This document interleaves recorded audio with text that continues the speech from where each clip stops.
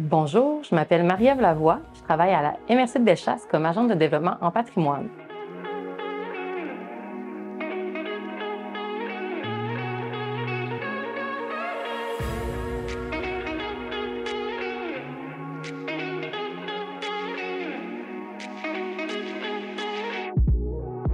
Oui, le rôle d'une agente de développement en patrimoine, c'est de soutenir, d'accompagner les municipalités locales, les organismes du milieu, les citoyens, etc., dans tout projet, dossier de mise en valeur et de protection du patrimoine.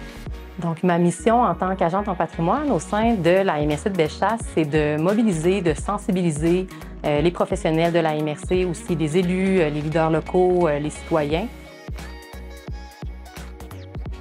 En fait, c'est principalement par le partage d'informations, par la sensibilisation, l'accompagnement qu'un agent de développement en patrimoine peut venir favoriser la mise en action des obligations, pouvoirs des municipalités locales en lien avec le patrimoine.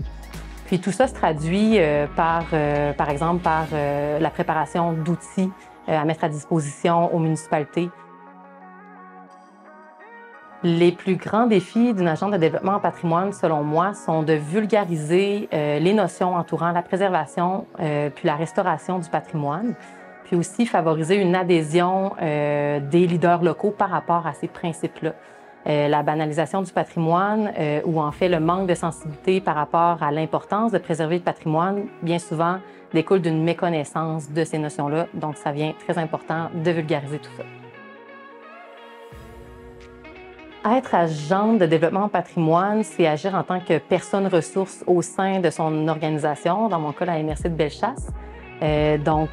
Certainement, c'est de créer des ponts entre les professionnels qui travaillent au sein même de ma MRC, mais aussi de le percevoir MRC en tant que territoire, c'est important selon moi, parce que de connaître l'ensemble des organismes qui travaillent, qui œuvrent auprès du patrimoine, aussi des citoyens, des comités de citoyens, bref, c'est ça, la diversité d'acteurs sur le territoire, ça permet d'avoir une meilleure connaissance des enjeux, des besoins en termes de préservation, mise en valeur du patrimoine.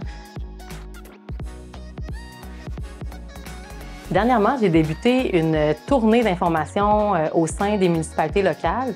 En fait, ce sont des séances d'information qui portent sur les nouveautés en patrimoine, c'est-à-dire par rapport aux modifications qui ont été apportées à la loi sur le patrimoine culturel qui est en vigueur depuis 2021. Donc, l'idée, c'est de venir présenter, transmettre les faits, de l'information aux élus, donc des rencontres au sein des conseils municipaux des municipalités. Les membres des comités consultatifs en urbanisme sont également invités à entendre cette information-là. Les projets de préservation du patrimoine sont nécessaires parce que le patrimoine témoigne de l'histoire de nos communautés. Donc, contribue nécessairement aussi au renforcement du sentiment d'appartenance au milieu, à un groupe, etc.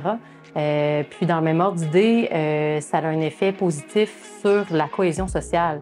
Aussi, le patrimoine contribue fortement à l'embellissement, à l'attractivité, à la vitalité de nos villages, de nos milieux de vie, ce qui a un effet direct sur la qualité de vie des citoyens.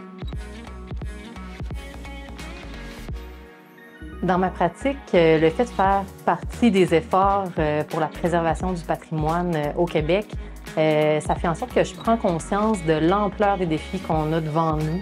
Je ressens aussi qu'il y a beaucoup à faire pour favoriser l'adhésion, pour convaincre que c'est très important d'investir dans cette richesse collective qu'est le patrimoine.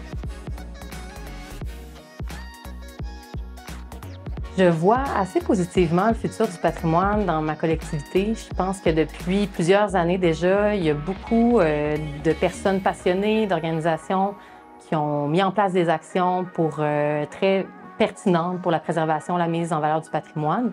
Puis je terminerai en disant que la relève devient primordiale à ce moment-ci. Je pense qu'il est vraiment important de mettre en œuvre des projets qui visent particulièrement les jeunes, donc de permettre aux jeunes de connaître le territoire, les paysages, le patrimoine de Bellechasse, puis d'en être fiers.